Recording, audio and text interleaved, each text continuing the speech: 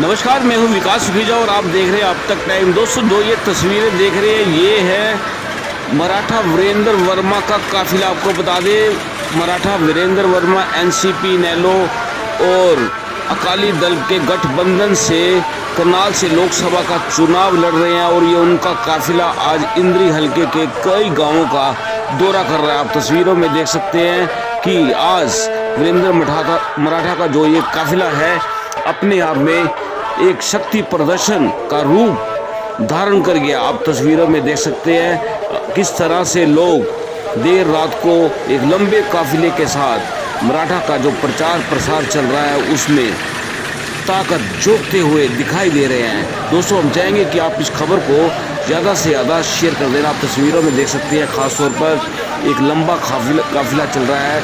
और आपको बता दें आज वीरेंद्र मराठा ने खास तौर पर एक करनाल के रंबा गांव और उसके अलावा बात करें तो दादूपुर में जनसभा को संबोधित किया है। सीधी तस्वीरें दिखाएंगे और ले चलेंगे वीरेंद्र मराठा के पास। हम चाहेंगे कि आप इस खबर को ज़्यादा से ज़्यादा शेयर कर देना। जो पिछले 15 दिन से हर गांव में जा रहे हैं, यानी सब दूसरे प्रत्याशी रोड शो करके निकल रहे हैं। वो हमारी इतनी भी वैल्यू नहीं करते कि आपके बीच आ जाएं, क्योंकि उनका मुंह अब बहुत ऊपर हो चुका है। वो सोचते हैं कि हम तो वैसे ही जीत जाएंगे। और जब आप अपने मत के प्रयोग को नहीं समझोगे, इसकी वैल्यू को नहीं समझोगे, तो लोग आपको ऐसे ही ठग के चले जाएंगे रोड शो करते हुए। वो जब हाथ हिलाते हैं ना, वो कहते हैं देखो कितने बड़े मूर्ख। ये कहते हैं, आप उनकी तरफ हाथ लगाते हैं कि हमारा नेता है, वो कहते हैं कितने बड़े मूर्ख, इनके पास जा भी नहीं रहे। तो मेरा तो एक विशेष अनुरोध है, उनके बहकावे में ना आके अपने लोकल प्रत्याशी को बनाएं। और प्रत्याशी भी ऐसा जो इनके खिलाफ दो खड़े हैं वो तो दिल्ली के हैं, दिल्ली के पास के हैं। ये आपके झंझाड़ी का जो 1 किलोमीटर दूर है, 2 किलोमीटर दूर है। मान लो अपने के पास अगर काम भी ना होना, 1 मिनट में जाके खड़े हो जाएंगे और लड़ने लग जाएंगे भी मेरा काम नहीं हो रहा। तो मैं तो सबसे ज्यादा ये कहूंगा कि आपको बकाने वाले बहुत आएंगे, उनके लोकल लीडर आएंगे, वे बड़े नियम में तो हाथ लगा के जाएंगे। उन्हें नहीं पता तो कौन। यहाँ तो बलवान जैसे भाई जो एक तक आदमी का नाम तक जानते हैं, जो मेहनत करते हैं, एक तक आदमी इनके बार में खड़े जाते हैं। और मराठा जी को दुनिया जानती है कि जो इनके बार में आए नहीं वापस नहीं भेजा, चाहे अपने घर से काम करवा के देना पड़ेगा। तो इस बार अब भाई को भगाना है और अपने को जिताना है। तो हमारा तो यही लोकल नारा है कि वोट फॉर लोकल। सब मेरे साथ नारा लगाएंगे, vote for, vote for, vote for. जय हिंद, जय भारत। धन्यवाद मंडाण जी। गांव की तरफ से नरेश वाल्मीकि जी, मेंबर पंचायत, बबलू वाल्मीकि जी, महावीर वाल्मीकि जी, राम कुमार वाल्मीकि जी, बलिया प्रजापति जी, सरदार इंद्रजीत सिंह जी, रामचंद्र प्रजापति, राम कुमार वाल्मीकि जी, जयसिंह प्रजापति जी और नरेश गौरगढ़ जी, होशियार वाल्मीकि जी, ये सभी साथी मराठा जी के यहाँ आने पर उनका स्वागत करते हैं। जोरदार ताली से स्वागत साथियों। अब मैं अनुरोध करूंगा गठबंधन के प्रत्याशी और 36 बरादरी के सर्वप्रिय नेता और यहाँ के स्थानीय नेता मराठा वीरेंद्र वर्मा जी आए और अपने विचार रखें। मराठा वीरेंद्र वर्मा जी, जोरदार तालियों से स्वागत साथियों। इंडियन ऑयल कॉरपोरेशन की एक रिफाइनरी है पानीपत करनाल के बीच में। जब ये लगी थी तो करनाल जिला एक था, पानीपत इसी का हिस्सा था। इन्होंने हमारे से एक वायदा किया था, लिखित में है कि हम डीजल पेट्रोल के अलावा जो भी बाई प्रोडक्ट और निकलेंगे, जो बाई प्रोडक्ट आज हजारों की संख्या में रोज ट्रक भर भर के दूर जा रहे हैं, उनके जो वो रॉ मटेरियल होगा उद्योगों के लिए, जिसमें कपड़ा बनता है भाई, ये जूते बनते हैं, चप्पल बनते हैं, ये प्लास्टिक बनता है, फोम बनता है, घर के कितने सामान बनते हैं। तो कि इसके जो उद्योग लगेंगे, जो उसके रॉ मटेरियल के, उसकी टेक्निकल नो हाउ भी इंडियन ऑयल कॉरपोरेशन देगी और उसके लिए पैसे का प्रबंध भी बैंक से इंडियन ऑयल कॉरपोरेशन करवाएगी। और करनाल वालों को उसमें तरजीह दी जाएगी। जब करनाल वाला कोई लगाने को नहीं मिलेगा तब बाहर वाले को लगाने को देंगे। आज तक जो बोर्ड ऑफ डायरेक्टर होता है, इसका एक बोर्ड ऑफ डायरेक्टर जो इसको कंट्रोल करता है, डायरेक्टर्स की एक बॉडी है और उसका एक डायरेक्टर एमपी भी है लोकल और बहुत बड़ा महत्वपूर्ण है। अगर आपने जो एमपी बनाए थे उन्होंने इस पर ध्यान दिया होता और उन पर दबाव बनाया होता, आज तक यहाँ कितने उद्योग लग जाते रिफाइनरी के आसपास। तो भाई मैं तो एक वादा कर सकता हूँ आपसे, बल्कि गारंटी दे सकता हूँ, आप इस बार मेरे को जीत दर्ज करवाएं। आप जीत दर्ज करवाएं, आपके ही द्वारा इस इंडियन ऑयल की रिफाइनरी के पास इंडियन ऑयल अथॉरिटी पे दबाव डाल के वह उद्योग धंधे मैं लगवाऊंगा आपसे। और मैं बताऊं, उसमें नौकरियां भी छोटी मोटी नहीं होंगी, बहुत लाखों करोड़ों की संख्या में नौकरियां होंगी। 50,000 से लेके 2 लाख रुपए तक की नौकरियां होंगी उसमें। आप रंबा की 20-30 हजार वाली नौकरी नहीं करोगे, वहां जाओगे करने। तो हमारी बेरोजगारी, करनाल और पानीपत का तो एक भी बच्चा बेरोजगार नहीं रहेगा। और ये भी मैं आपको दिखा दूंगा, जो बच्चे हमारे बाहर गए हैं ना, ये भी वापस आना शुरू हो जाएंगे। जब इतनी आमदनी वाली जगह मिलेगी, क्यों घर से दूर रहेंगे वह भी। लेकिन हमने बाहर वाले बनाए और हमने ये अपना नुकसान किया।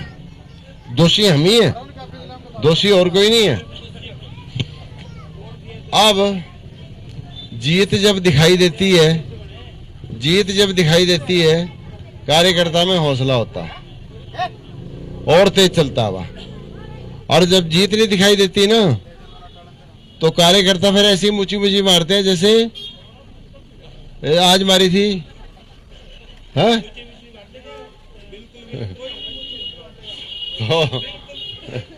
फिर हमने बलवान जी से रिक्वेस्ट करी, सुनो, अभी आपको जीत नहीं दिख रही, इसलिए कह रहे हो।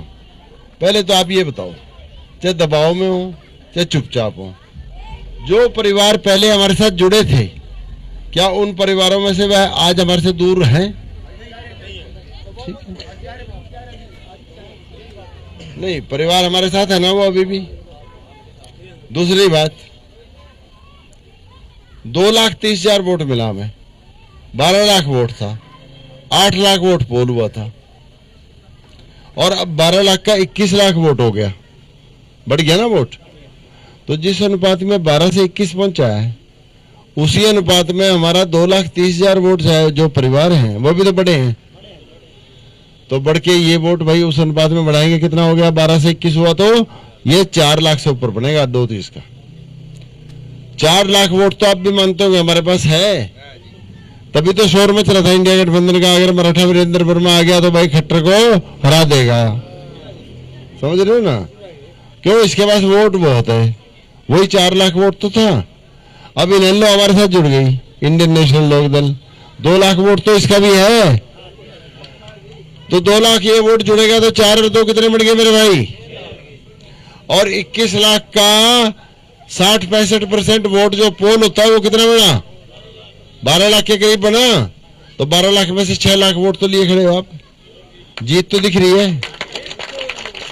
तो भाई मेरे भाइयों, जो हमारे साथ जुड़े हुए थे ना पहले, हौसले में आए, किसी की तरह के दबाव में ना रहे, जीत आपके आगे। इस बार किसी का बहुमत नहीं आ रहा लोकसभा में। आज का सर्वे जो बोल रहा है 150 के आसपास भाजपा है और 100 के आसपास कांग्रेस है, बाकी दूसरी पार्टियों में एमपी बनेंगे, समझ रहे हो ना।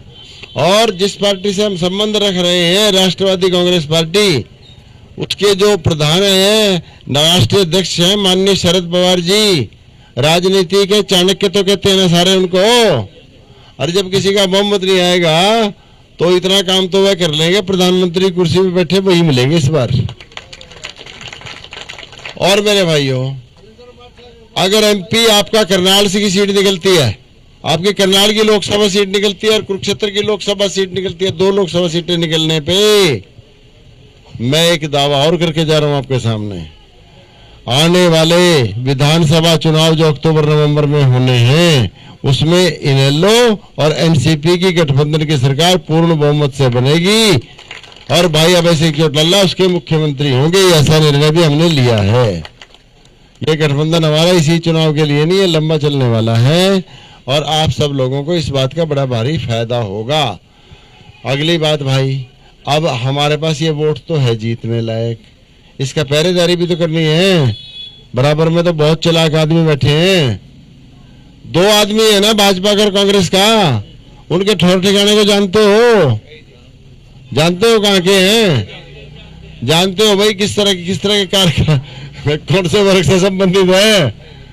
खुल के बोल दूं क्या?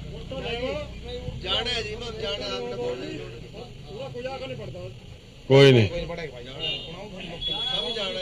पहले तो और भाई और रहने दे दीपक यार, आने दे।